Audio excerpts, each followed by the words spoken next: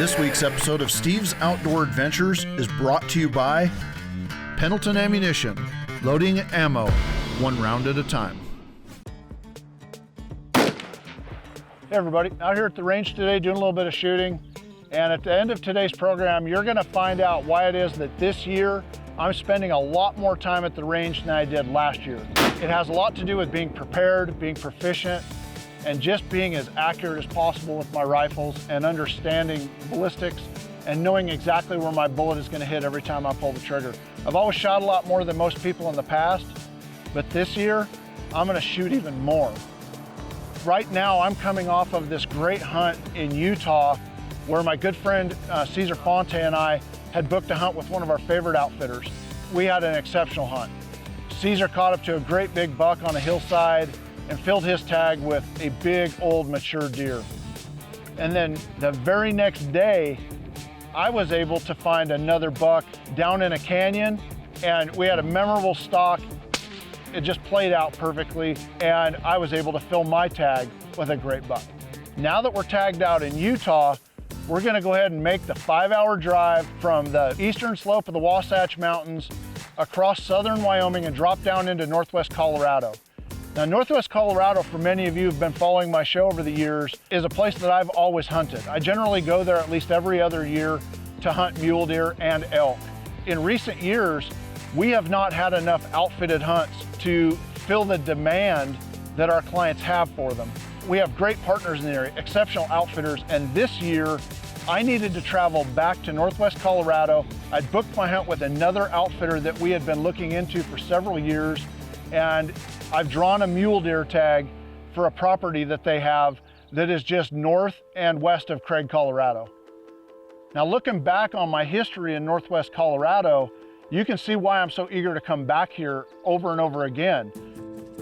In one season, there was a lot of snow and a lot of deer had been pushed down on the winter range, and a guide, Tony, and I, on the last day of my hunt, caught up to my first ever cheater buck.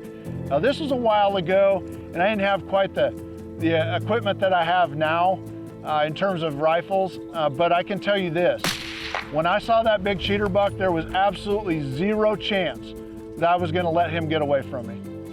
And 2 years later, I returned back to that same area, and my guide Colt and I spotted a 200-inch big nasty buck on the side of a hill, made a stalk in driving snow, and it just didn't work out. And after 5 days of hunting, and we didn't find him, we crossed paths with yet another big cheater buck, and I was able to take him with my CVA muzzleloader. The next year, I went back, and I was looking for that big 4x4 typical 200-inch buck that had eluded me the year before, and I didn't get him, but I did find another big typical 4x4 and was able to make a long-range shot with my Bergara rifle. So as you can see, northwest Colorado has been really good to me, and it's been great to my clients, and I needed to find yet another outfitter with high-quality private lands where our clients could go experience the high-quality hunting that we've been providing our clients for the last 20 years. And that's why I'm really looking forward to this hunt.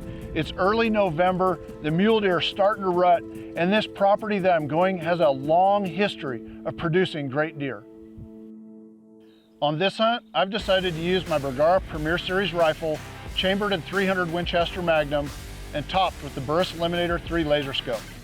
It's fitted with the Dead Air Sandman suppressor, and I'm shooting Pendleton's custom hand-loaded ammunition that was developed specifically for this rifle. This is a gun that is capable of shooting further than 1,000 yards, and I'm very comfortable shooting it inside 750. This gun is perfect for the open country found in much of northwest Colorado. This segment of Steve's Outdoor Adventures has been sponsored by Bergara Rifles, a passion for precision, every barrel, every rifle.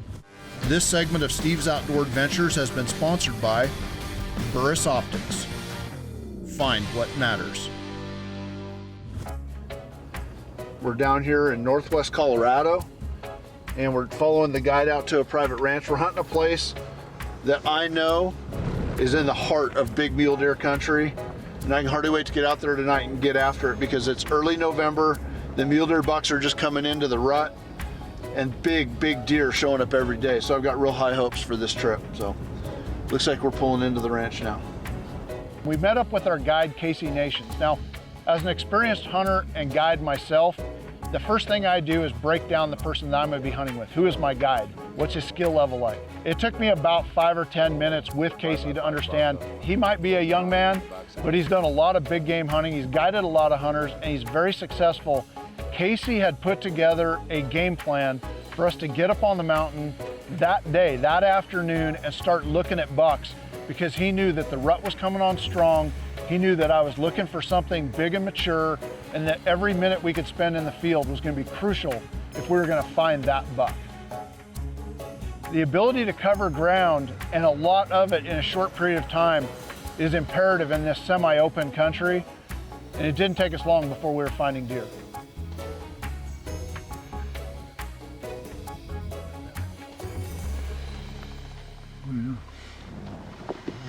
Yeah, this could be good. We just pulled up and parked. There's a buck way up there on the hill. Get a look at him.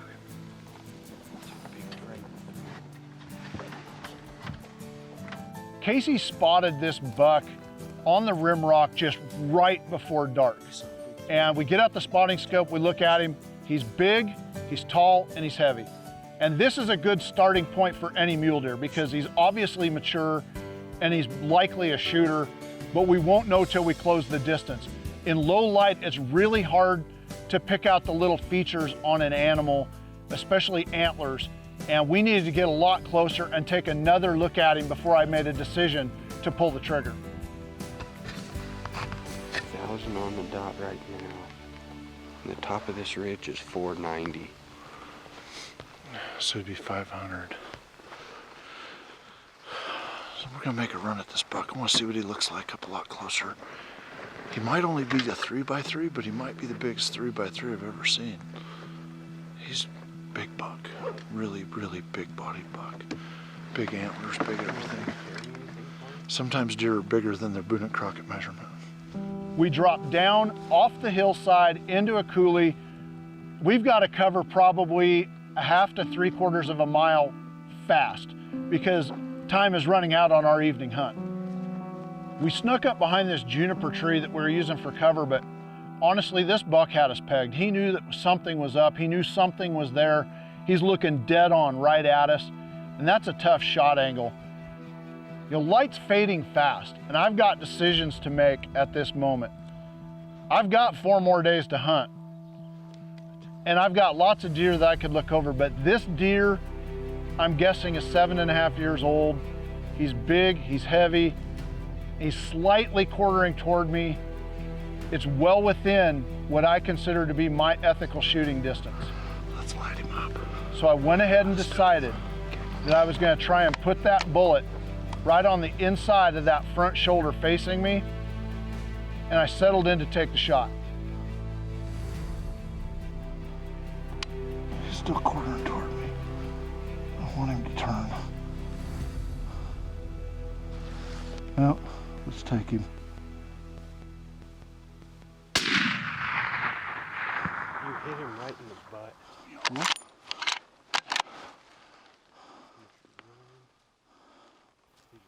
First off, I shouldn't have taken that shot.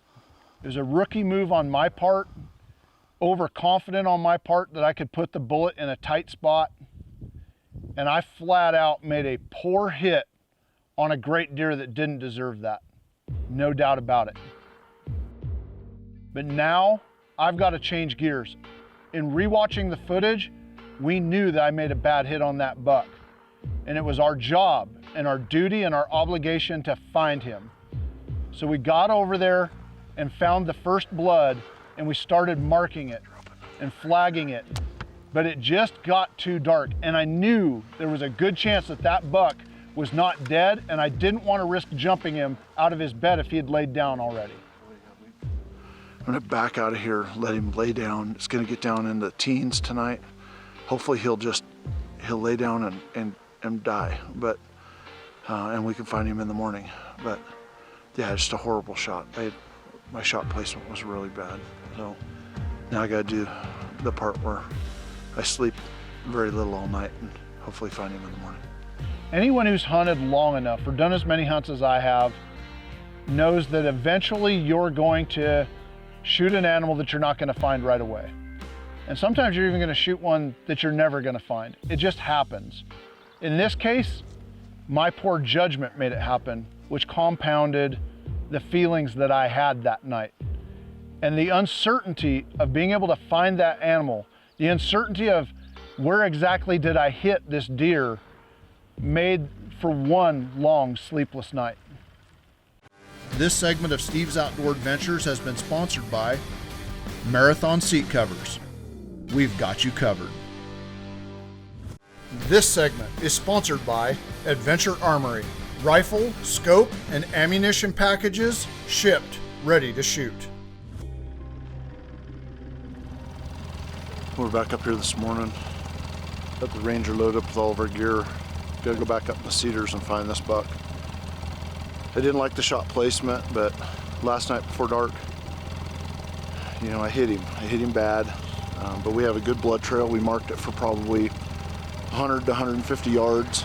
We stopped before we got too deep into the cedars. It was just dark. You know, you don't want to jump a deer. Hopefully he went in there and laid up and died. But if he didn't, at least we'll have daylight so we can see him and hopefully get another shot into him. But best case scenario, we find him dead this morning. Finding this buck was no easy task.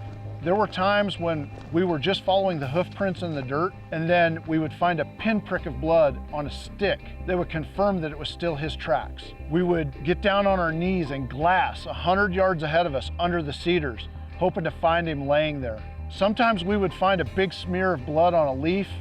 Other times we'd find a big coagulated pool of blood, but then it would go back to nothing, and we're just back on the tracks and another pinprick of blood.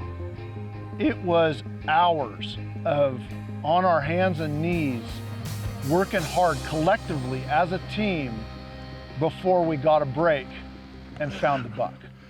I remember seeing that last night. That's just exactly what I thought he was.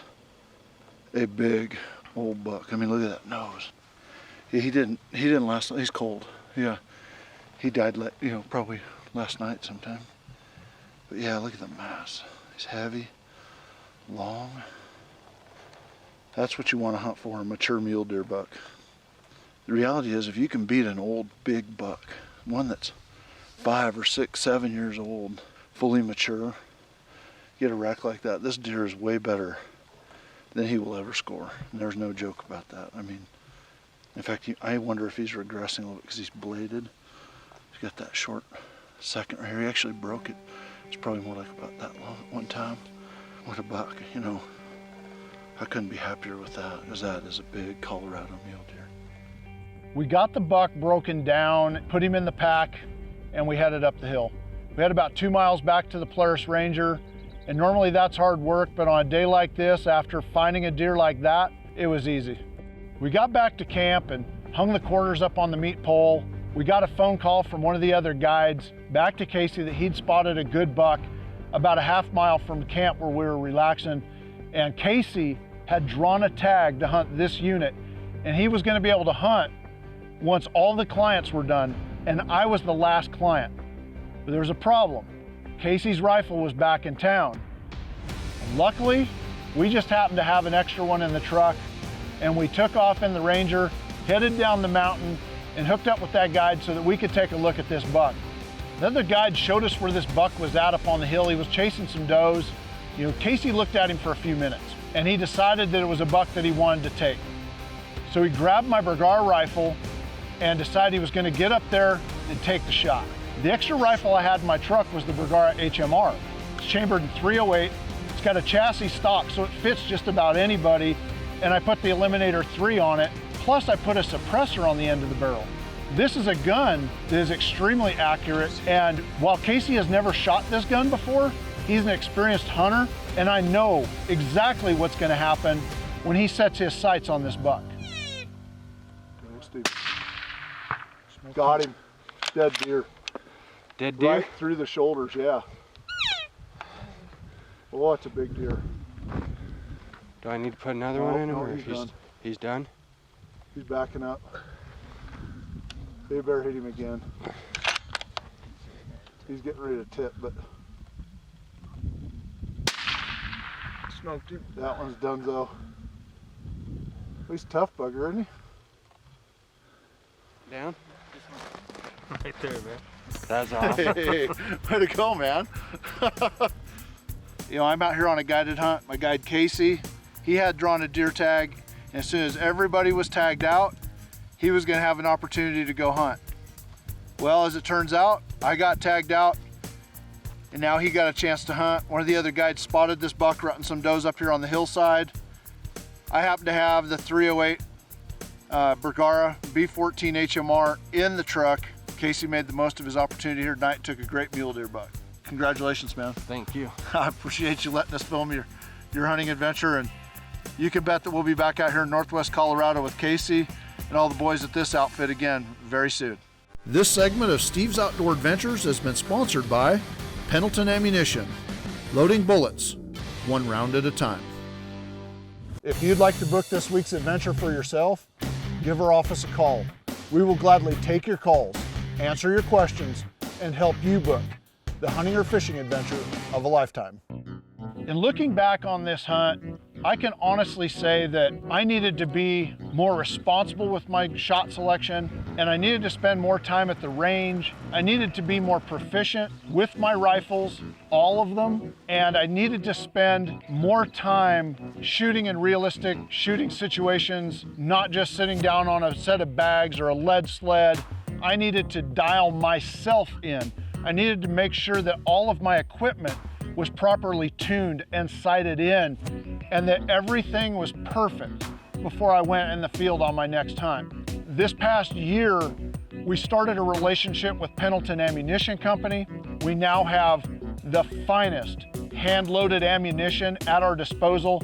Any given day we want to go to the range.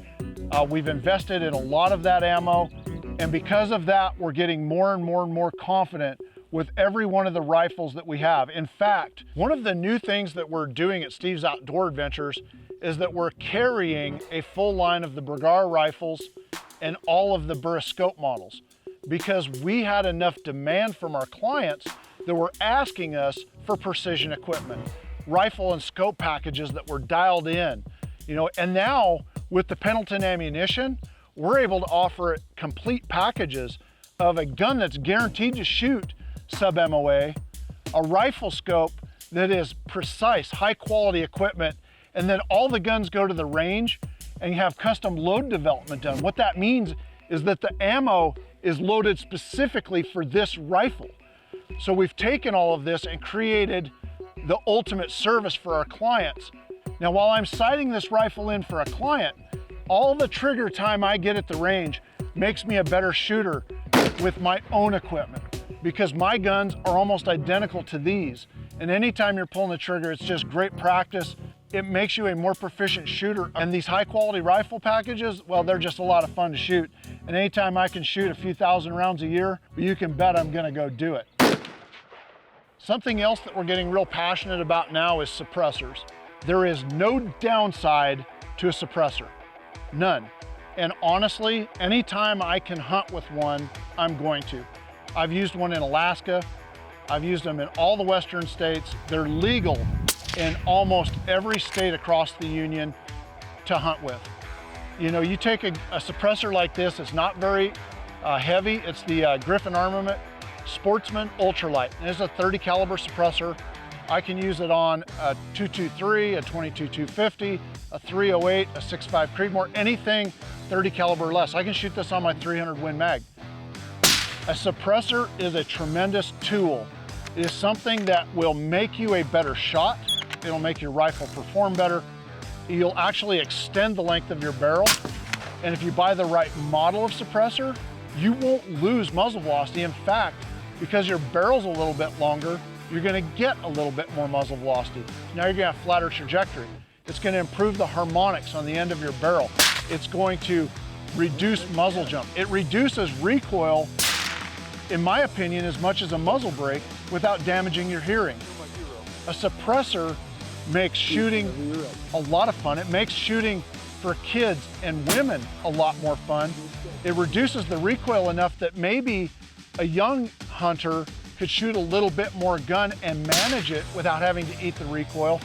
There's no downside to a suppressor other than the application process. Currently at the moment, we're a suppressor dealer. We've got the kiosk in our office, but once you've got it, one suppressor could fit almost all of your hunting rifles, if not all of them. So it's something that we're really impressing upon everybody this year. You're gonna see me hunting with them a lot more in the years to come, because honestly, I'm tired of hurting my hearing. I'm tired of hurting the hearing of the people who are following me around with video cameras to film this television series. And really, there's no downside to it. And I like the improved ballistics and performance I'm getting from my rifles when I do use one. We were able to go out there, not only get a great deer, but we were able to add a great outfitter who has tremendous private ranches with a lot of mule deer and elk hunting that I know my clients are really gonna enjoy. In fact, if you'd like to book that hunt for yourself or any of our other guided big game hunting or fishing adventures, or maybe order a rifle or scope or ammunition or suppressor or a combination of all the above, just give my office a call. We'll take your calls, answer your questions, and help you book the hunting or fishing trip of a lifetime. Unfortunately, that's all the time we have for this week's show, but please remember to join us again next week when we bring you another exciting episode of Steve's Outdoor Adventures.